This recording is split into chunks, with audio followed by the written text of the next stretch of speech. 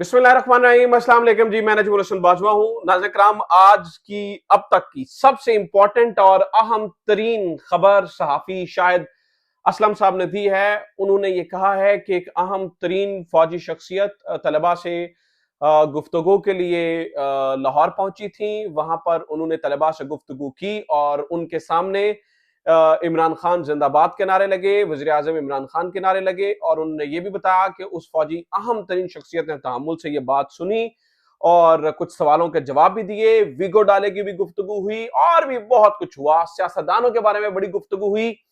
तो नाज़रीन किराम, अब तक की सबसे जो बड़ी खबर है, न्यूज ऑफ द आवर, यही है कि वहां पर क्या हुआ, कौन सी अहम तरीन शख्सियत थी, क्या क्या सवाल पूछा गया, उसके जवाब में उन्होंने क्या क्या कहा और जब इमरान खान जिंदाबाद के नारे लगे तो उन्होंने क्या जवाब दिया।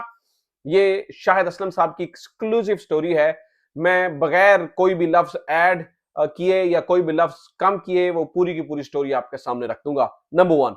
नंबर टू, नाज़रीन किराम, एक बहुत बड़ा हुक्म जारी किया गया है और पंजाब की हद तक तो पूरी के पूरे इलेक्शन की काया पलट चुकी है।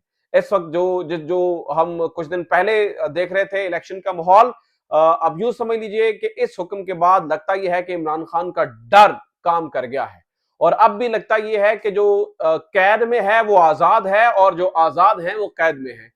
क्योंकि इमरान खान कोई भी ऐलान करता है, कुछ भी बोलता है, कुछ भी कहता है तो उसके मुताबिक लगता है कि सारी की सारी चीजें एकदम से उलट पुलट हो जाती हैं। तो ये क्या खबर है, ये भी मैंने आपके सामने रखनी है। इसके अलावा खबर है नाज़रीन किराम, एक बार फिर से जहां से इस्तीफों की बात खत्म हुई थी वहां से एक बार फिर से इस्तीफों की बात शुरू हो चुकी है और पता चला है कि दो इंतहाई अहम तरीन, ये भी एक बड़े रिपोर्टर ने दावा किया है, जियो न्यूज के, ये बड़ी ज्यादा इंपॉर्टेंट बात है कि जियो न्यूज के नुमाइंदे ने यह दावा किया है कि दो बड़े और इस्तीफे आ रहे हैं। अब ये किस किस के इस्तीफे हैं, ये क्या नया कट्टा खुल रहा है, इसके ऊपर भी गुफ्तगू करेंगे। तो खबरें काफी सारी हैं, कोशिश करूंगा कि नाज़रीन किराम इन सारी खबरों की तफसीलात आपके सामने रख सकूं। चैनल को सब्सक्राइब जरूर कर लीजिए अगर अभी तक आपने चैनल को सब्सक्राइब नहीं किया है। फेसबुक पे देख रहे हैं तो फेसबुक पेज को फॉलो जरूर कर लीजिए। अच्छा, सबसे पहले नाज़रीन किराम आप ये जहन में रखिए कि आज एक बहुत ही नाकाम तरीन रैली की पाकिस्तान मुस्लिम लीग नून के जो ताहियात कायद हैं जनाब मियां मोहम्मद नवाज शरीफ साहब ने और उसके साथ उनके साथ उनकी बेटी मौजूद थी इस गाड़ी के अंदर। वो रैली करने के लिए उन्होंने अंदरून लाहौर और मुख्तलिफ इलाकों के दौरे करने थे और 37 जगह पर इस्तकबाल होना था। जो शुरू में आइडिया ये था कि 37 जगह पे पड़ाव होगा, कुछ जगहों पर तकरीरें होंगी और जैसी एक रैली इमरान खान किया करते थे, आपको याद ही है कि जब वो निकलते थे रैली करने के लिए, जगह जगह खिताबात होते थे, जगह जगह लोग इकट्ठे हो जाते थे। तो एक पूरा एक कैसा प्रोग्राम होगा जो सुबह से लेकर रात तक जारी रहेगा और इसमें जो है ना वो पूरा मीडिया कवरेज के लिए होगा। पता चलेगा कि पूरे का पूरा लाहौर उमड़ आया है मियां नवाज शरीफ साहब के इस्तकबाल के लिए। तो नाज़रीन कराम, खबर यह है कि ऐसा कुछ भी नहीं हुआ, बल्कि ये इतनी नाकाम रैली थी पाकिस्तान मुस्लिम लीग नून की कि मियां नवाज शरीफ साहब ने बाहर निकल के कहीं पे खिताब भी नहीं किया और मतलब निकले नहीं बाहर। हाँ ये है, मतलब बहुत सारे लोग ये कह रहे हैं नहीं देखें जी सिक्योरिटी थ्रेट्स हैं, मियां नवाज शरीफ साहब की जिंदगी को खतरा है इसलिए वो बाहर नहीं निकले हैं। तो जनाब मोहनी रोड के ऊपर जब नारे लग रहे थे तो एक मौका ऐसा आया जबकि मियां नवाज शरीफ साहब बजाते खुद बाहर निकले और मरियम नवाज साहिबा बाहर निकली, लेकिन उन्होंने नारों का जवाब दिया, हाथ हिलाया, लेकिन कोई खिताब नहीं किया, कोई कुछ नहीं किया। तो ये नाज़रीन किराम जो है ना वो एक इंपॉर्टेंट अब तक की जो है ना वो सबसे बड़ी डेवलपमेंट है। यानी कि आप यूं समझिए, आप इस बात को जहन में रखिए और आप इसको तस्वुर कीजिए कि मियां नवाज शरीफ साहब जो कि लाहौर को कॉन्कर करने का इरादा रखते हैं, उनको जो है ना वो वेलकम करने के लिए भी इतनी रीजनेबल तादाद में लोग नहीं निकले कि वो कहीं पर रुक के खिताब ही कर लेते, कहीं पे रुक के बात ही कर लेते, गुफ्तगू ही कर लेते। तो एक नाकाम तरीन रैली जो है ना वो नाज़रीन निकली है। अच्छा, जब ये रैली निकल रही थी और ये सब कुछ हो रहा था और तहरीक जो पाकिस्तान मुस्लिम लीग नून है वो बंदे इकट्ठे कर रही थी, अपनी पावर शो कर रही थी, अपना मसल कितना बड़ा ये दिखा रहे थे, एन उसी वक्त नाज़रीन किराम पंजाब हुकूमत एक ऑर्डर पास कर रही थी और वो ऑर्डर था कि आज से पूरे पंजाब के अंदर दफा 144 का निफाज कर दिया गया है। पूरे पंजाब में अब 4 या 4 से ज्यादा लोग इकट्ठे नहीं हो सकते हैं। जहां पर भी होगा अमन अमान की सूरत हाल के पेश नजर हमने ये दफा 144 लगा दिया है। कोई बंदा सोच भी सकता है, सोचा भी जा सकता है कि इलेक्शन से 10-12 दिन पहले जबकि लोगों को मिलना होता है, उम्मीदवारान ने अपनी कंपेन करनी होती है, तो इस तरह का ऑर्डर जो है ना वो जाए, मतलब पंजाब की हद तक तो आप समझे कि इलेक्शन की काया इन्होंने पलट कर रख दी है।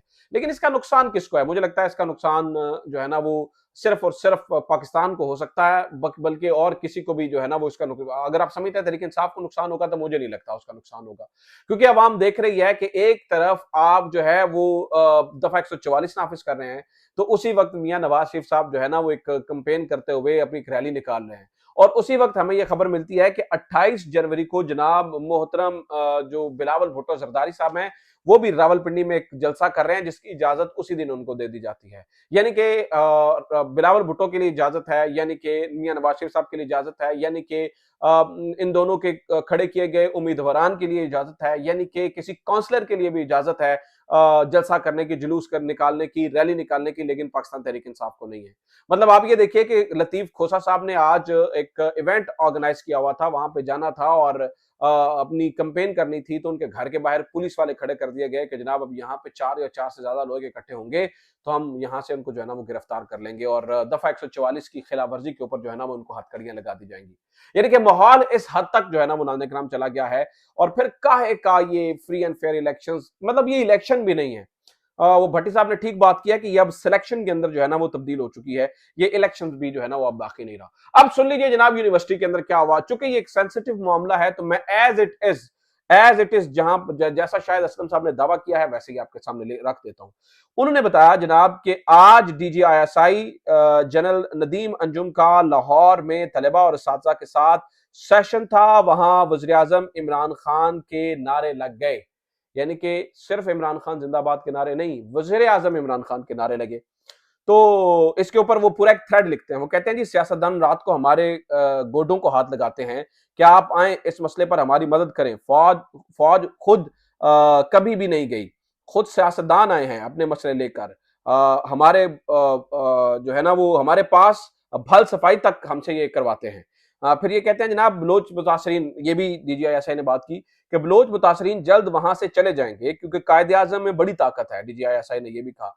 उन्होंने ये भी कहा कि अब वो जो शायद असलम साहब हैं वो उसको प्रिसाइजली बता रहे हैं, वो कह रहे हैं जनाब के 3 घंटे का ये सेशन था, DGISI ने हर तरह के सवालात लिए और जवाबात दिए। दिन 12 बजे सेशन शुरू हुआ और तकरीबन 3:30 तक सेशन चला। तकरीबन 200 के करीब तलबा और असातिज़ा शरीक थे। किसी को मोबाइल अंदर ले जाने की इजाजत नहीं थी। इमरान खान का जब भी नाम आता हॉल जो है वो तालियों से गूंज जाता। तलबा ने खुलकर सवालात किए। सर कहीं इस सवाल के ऊपर विगो डाला तो नहीं आ जाएगा। इसके ऊपर DGISI ने भी खुल के जवाब दिए। उन्होंने कहा आप हमारे अपने लोग हैं, आप खुलकर सवालात पूछें, कोई आपको तंग नहीं करेगा। आज DGISI खुद आप में मौजूद हैं, आपके सामने आपके सवालात का जवाब देने के लिए। DGISI जनरल नदीम अंजुम ने यह जवाब दिया। फिर जनाब ये सारी चीजें जो है ना वो आज पूछी गई और इन सारे सवालात के जो है ना वो जवाब दिए गए। ये एक पूरी एक मुफस्सल उन्होंने जो है ना वो जितना कोई इन्फॉर्मेशन मिली, शायद असलम साहब ने इस पूरी की पूरी इन्फॉर्मेशन को बता दिया कि आज DGISI, ये इंपॉर्टेंट बात है नाज़रीन किराम के खुलकर इस बारे में बात हुई, इमरान खान के बारे में भी खुल के बात हुई। और आज इसी से रिलेटेड एक डेवलपमेंट ये भी हुई कि आज इमरान खान ने भी अडयाला में गुफ्तगू की है।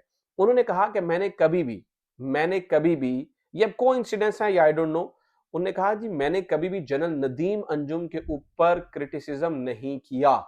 This is something very very important. I don't know what is going on, I don't know what is cooking, I don't know कि क्या चल रहा है, बट आई डोंट नो, लेकिन ये है कि ये जरूर बात इमरान खान ने आज की। उन्होंने कहा जी मैंने कभी भी जनरल नदीम अंजुम को क्रिटिसाइज नहीं किया है, जनरल नदीम अंजुम के ऊपर जो है वो बात नहीं की है। तो ये नाज़रीन किराम एक इंपॉर्टेंट डेवलपमेंट है। अब जरा इस्तीफों के बारे में भी, अच्छा चले पहले जनरल फैज हमीद के बारे में खबर देता हूं, फिर इस्तीफों के बारे में आपको बताता हूं कि ये क्या कहानी है।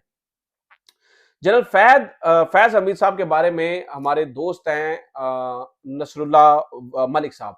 तो नसरुल्लाह मलिक साहब ने एक दावा किया है, उन्होंने कहा जी जनरल फैज हमीद जो हैं वो अब भी पाकिस्तान तहरीक इंसाफ के साथ ही हैं, बल्कि जो चकवाल से MNA की सीट के लिए खड़े हुए हैं मारूफ सहाफी जनाब अयाज अमीर साहब, उनके लिए जनरल फैज जो है वो कैंपेन करते हुए भी खुल डुल के नजर आ रहे हैं। वो लोगों को कह रहे हैं कि जो है ना वो आप अय्याज अमीर साहब को वोट करें। तो कहने का मतलब ये है कि नसरुल्लाह मलिक साहब का दावा है कि जनरल फैज अब भी पीटीआई के साथ हैं। अब वल्लाह आलम इसके अंदर कितनी सच्चाई है, मैं मलिक साहब को फोन करके बहरहाल इसके ऊपर तफसीलात भी लूंगा। अच्छा जनाब, एक और खबर सुन लीजिए। अब वो इस्तीफों वाला मामला मैं आपके सामने रख देता हूँ। इस्तीफों वाला मामला यह है कि अवैस यूसुफ जई, ये जियो के नुमाइंदे हैं, सुप्रीम कोर्ट को कवर करते हैं।